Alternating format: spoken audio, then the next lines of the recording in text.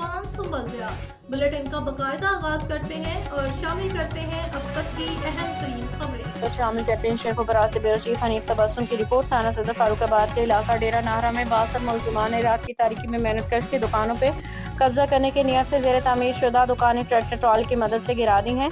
मुतासरा अदनान जट ने एहतजाज करते हुए बताया कि चंद माह कबल डेरा नाहरा में वाक़ई 4 मरला प्लॉट का सौदा करके मालिक से रजिस्ट्री इंतकाल अपने नाम करवा लिया। मज़कूरा प्लॉट पे तामीर का काम जारी था कि मुलजमान निसार अहमद, बिलाल अहमद वगैरह ने रात की तारीकी में दीगर अफराद के हमरा मेरे घर को लॉक करके मेरी मलकियती जगह की नौतामीरशुदा दीवारें ट्रैक्टर ट्रॉली की मदद से गिरा दी, जिसकी बाबत साहिल ने मुतल्लिका पुलिस को दरख्वास्त गुजारी, मगर थाना सदर फारुखाबाद पुलिस मुलजमान से साजबाज हो गई। मुज़ाहिरीन का कहना था कि मुलजमान बाअसर और संगीन नताइज की धमकियां दे रहे हैं।